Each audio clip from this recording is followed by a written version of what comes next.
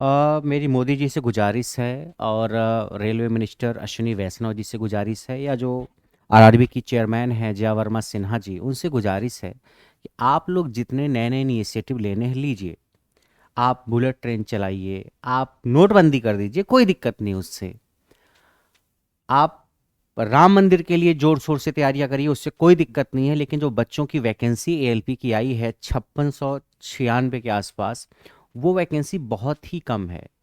Railway जैसे इतने बड़े डिपार्टमेंट में जहां पे लाखों लोग काम करते हैं, भारत सरकार का रेलवे एक ऐसा डिपार्टमेंट है जहां पे काम करने वाले लोगों की संख्या सबसे ज़्यादा है। सबसे ज़्यादा एम्प्लॉयज अगर भारत सरकार किसी डिपार्टमेंट में है तो भारतीय रेलवे में है। और वहां पे सिर्फ 5600 वैकेंसी आ रही है, 5700 वैकेंसी आ रही है। ये वैकेंसी बिल्कुल ऊँट की मुंह में जीरा जैसी ही है। इतनी वैकेंसी तो कई बार एक एक स्टेट में एक डिपार्टमेंट में आ जाती है। बिहार का इलेक्ट्रिसिटी बोर्ड 4000 वैकेंसी निकालने वाला है। हरियाणा में भी एएलएम की वैकेंसी आई थी, इससे ज़्यादा तो हरियाणा में वैकेंसी केवल आ गई थी। और आप पूरे भारत वर्ष में जितने भी जोन है सब में मिला करके सिर्फ 5700 5600 वैकेंसीज आ रही हैं। ये गलत है, ये सही बिल्कुल भी नहीं है। आप राम मंदिर के लिए 22 तारीख को सारी दुनिया उत्सुक है, पूरा भारतवर्ष उत्सुक है। मैं तो अयोध्या के बहुत करीब का हूँ, मैं भी उत्सुक हूँ।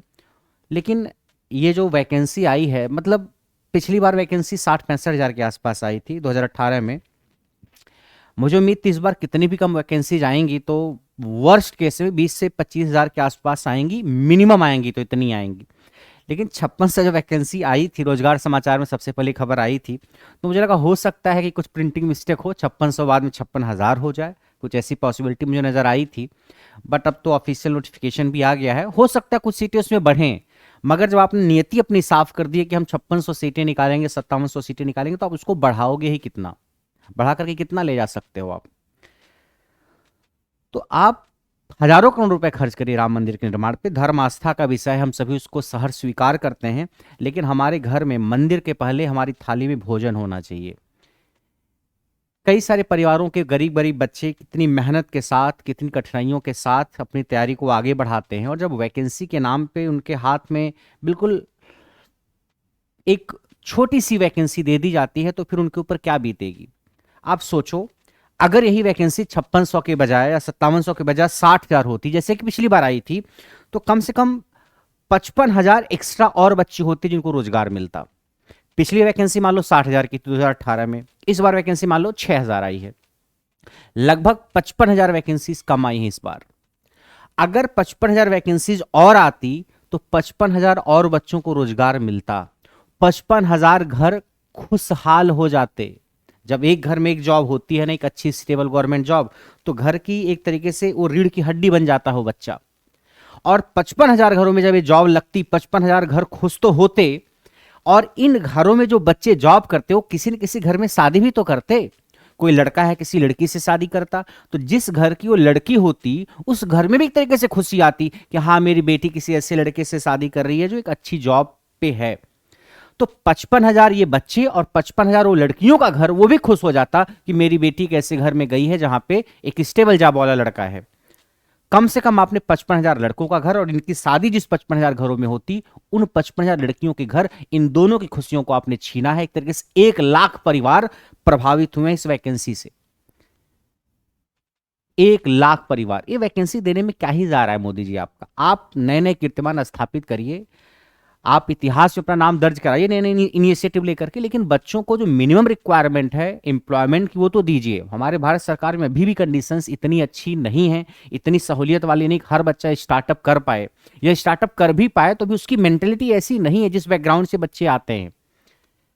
आपने सीटों की संख्या को बिल्कुल आसमान से जमीन पे ला दिया है। और ये तो सबसे पहले कितनी शर्मिंदगी की बात मुझे नजर आती है कि वैकेंसी हम निकालेंगे लेकिन चुनाव चुनाव पे निकालेंगे, केवल 2018 में निकालेंगे, फिर 2024 में निकालेंगे, फिर 2029 में निकालेंगे।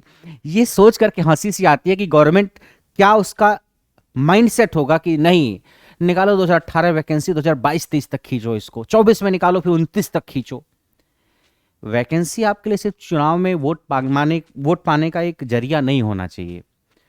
जो बच्चा 2018 में एग्जाम दिया होगा और उसकी 1-2 साल एज बची रही होगी, अगर आप 2020 में निकालते वैकेंसी, 21 में निकालते, तो शायद वो बच्चा भी सेलेक्ट हो जाता। आज उसके पास शायद उम्र नहीं हो, 18 से 30 साल की उम्र है जनरल कैटेगरी के लिए, ओबीसी के लिए 3 साल का रिलैक्सेशन, एससी एसटी के लिए मान लीजिए 5 साल का रिलैक्सेशन है।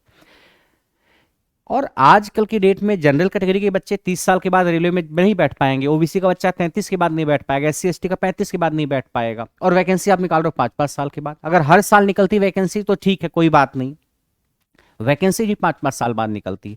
ये माइंडसेट देख करके ना मुझे कई बार घृणा सी हो जाती है कि क्या ही सोच के, चाहे आरआरबी के चेयरमैन हो, चाहे रेलवे मिनिस्टर हो, चाहे मोदी जी हो, एक तरीके से मीटिंग तो एक साथ होती ही होगी लोगों की कि हाँ भाई ऐसा करो, वैकेंसी चुनाव में निकालो, ताकि बच्चों को लगे कि अगर कहीं हमारी सरकार इधर से उधर हुई तो सीटों की संख्या कम ज़्यादा हो सकती है, सीटें कैंसिल हो सकती हैं, क्या पता नहीं क्या सोच करके आप वैकेंसी निकालते हैं, आप ही जाने, मगर ये गलत है कि 2018 से 2024 में वैकेंसी, और वो भी 5600 वैकेंसी। अरे 60,000 50,000 होती तो समझ में आता, चलो ठीक है, हर साल 10-10 हजार निकालने से अच्छा था, आपने एक ही बार में निकाल दिया। 5600 वैकेंसी मतलब आप अगर पिछले 5 साल का रिकॉर्ड देखें तो आप हर साल 1,000 वैकेंसी निकाल रहे हो। रेलवे जैसे बड़े डिपार्टमेंट में इतनी कम वैकेंसी बिल्कुल भी जायज नहीं है। या तो आप वैकेंसी निकालना ही बंद कर दो कि नहीं, वैकेंसी एलपी की, एनटीपीसी की, ग्रुप डी की निकालेंगे ही नहीं, हम रेलवे को हटा दे रहे हैं, प्राइवेटाइज कर दे रहे हैं। आप तो धोखा पे धोखा दिए जा रहे हो। जो पहले रेलवे में असिस्टेंट इंजीनियर की जो पोस्ट हुआ करती थी, जो ग्रुप ए की गेजेटेड ऑफिसर की पोस्ट हुआ करती थी, उसके एग्जाम को कंडक्ट कराती थी यूपीएससी ही, इंडियन इंजीनियरिंग सर्विसेज के नाम से, बाद में उसको इंजीनियरिंग सर्विस एग्जामिनेशन कहा जाने लगा। तो सबसे पहले जब आईईएस, इंडियन इंजीनियरिंग सर्विस का जो एग्जाम होता था, उसमें सबसे चार्मिंग डिपार्टमेंट जो बच्चा सेलेक्ट करता था वो इंडियन रेलवे सेलेक्ट करता था। उसके बाद वो सीपीडब्ल्यूडी को सिलेक्ट करता था या एमईएस को सिलेक्ट करता था, जो ग्रुप ए की पोस्ट हुआ करती थी, असिस्टेंट इंजीनियर की स्टार्टिंग वहां से हुआ करती थी। मोदी जी, आपने वो पोस्ट भी खत्म कर दी। अब की डेट में आपको बताऊं कि आज की डेट में अगर आप आईईएस यानी इंडियन इंजीनियरिंग सर्विसेज का एग्जाम देते हैं तो आपको उसमें रेलवे मिलेगा ही नहीं। आप एमईएस में जा सकते हैं, सीपीडब्ल्यूडी में जा सकते हैं, वहां से रेलवे को हटा दिया उन्होंने। उन्होंने कहा कि हम रेलवे का एग्जाम आईआरएमएस के थ्रू कराएंगे, और उसका भी कुछ अता पता है नहीं। सिर्फ लॉलीपॉप पे लॉलीपॉप, लॉलीपॉप पे लॉलीपॉप दिए जा रहे हैं आप। ये नहीं सही है। लॉलीपॉप दीजिए जहां देने की जरूरत है, चुनावी मुद्दों में, चुनावी भाषणों में, लेकिन जहां एक बच्चा मेहनत करता है, समय खर्च करता है, पैसा खर्च करता है, अपना इमोशन खर्च करता है, वहां पे उसके साथ इतना बड़ा लॉलीपॉप नहीं चलेगा। उसको कम से कम एक ठीक ठाक संख्या तो मिलनी चाहिए को अपनी प्रतिभा का परिचय दे पाए। भारतवर्ष की आबादी इतनी ज्यादा है, अगर आप वैकेंसी निकाले हैं 6,000, आप देखेंगे इसमें लाखों फॉर्म पड़ेंगे, 25 लाख, 30 लाख, 50 लाख। वैकेंसी थोड़ी और ज्यादा होती तो हो सकता करोड़ों तक फॉर्म पहुंच जाते। जहां पे 50 लाख 60 लाख लोग फॉर्म भर रहे हैं, आप 5,000 सीटें निकाल रहे हैं। आप सोचिए कितने ज्यादा लोग ये नौकरी हासिल करने के इच्छुक हैं। और ऐसा भी नौकरी आपकी बहुत शानदार नौकरी है, ऐसा भी नहीं है, एक मध्यम वर्गीय ठीक ठाक नौकरी है, फिर भी लोग इसमें जाना चाहते हैं। मतलब वो एक अदद नौकरी की तलाश में है कि उनको एक स्टेबल जॉब मिले, और आप अगर वो जॉब नहीं दे पा रहे हैं तो क्या ही कहना। टेक्निकल की एक कोर जॉब है एएलपी की, अगर आपने आईटीआई कर रखा है या डिप्लोमा कर रखा है, बीटेक कर रखा है, तो आप जा सकते हैं एएलपी की पोस्ट के लिए। टेक्निकल के बच्चों का कुछ तो ध्यान रखना ही चाहिए कि बच्चे आखिर जाएंगे का। टेक्निकल की वैकेंसी तो आप वैसे ही नहीं निकालते हैं। पीएसयूज को आपने कई बार प्राइवेटाइज कर दिया, कई बार इलेक्ट्रिसिटी बोर्ड जो अलग अलग होते हैं आपने उसको प्राइवेटाइज कर दिया है, वैकेंसीज कम हो रही हैं उसमें भी। टेक्निकल के बच्चों के लिए कुछ तो वैकेंसी रहने दीजिए प्रभु। बच्चा आईटीआई या डिप्लोमा करता है तो क्या सोच के वो डिप्लोमा करे।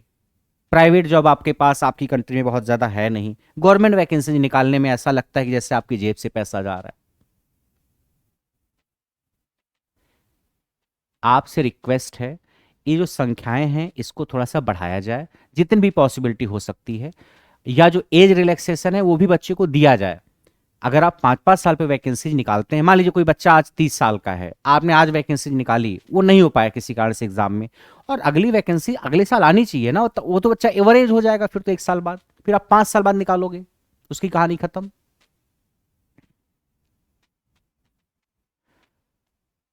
तो आईटीआई या डिप्लोमा कर रहे बच्चों के लिए एक उम्मीद है एएलपी का एग्जाम, और इस उम्मीद को पूरा करिए, पूरा करने की पूरी कोशिश करिए। अदरवाइज बच्चा आपके इतने आईटीआई के कॉलेजेज हैं, डिप्लोमा के कॉलेजेस, उसमें पढ़ाई करने क्यों ही जाएगा।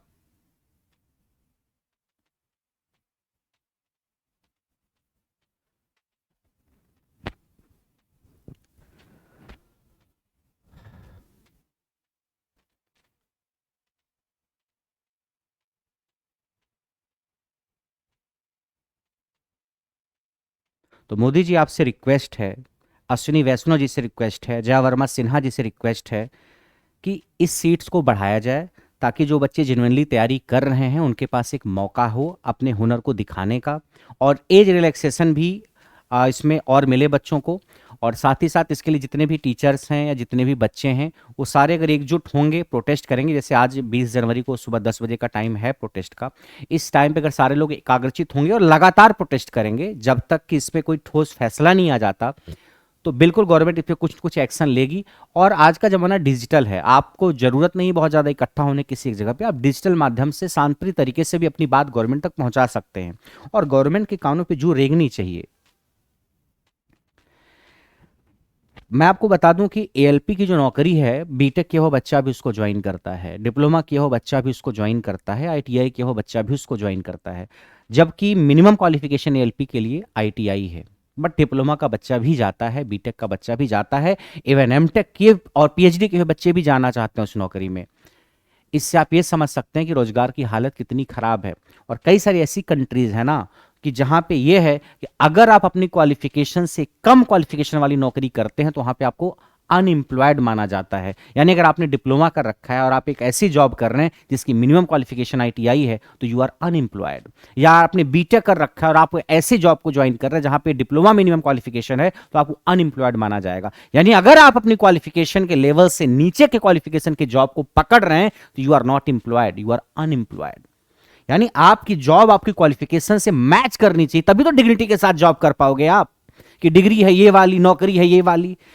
और आप इस सरकार को देखिए कि ये वाली नौकरी भी बच्चे को नहीं मिल पा रही है। वो अपनी डिग्निटी से समझौता करने को तैयार है कि हम कोई भी जॉब कर लेंगे सर, हमें दे दीजिए एक जॉब, फिर भी आप वो जॉब भी देने को तैयार नहीं हो।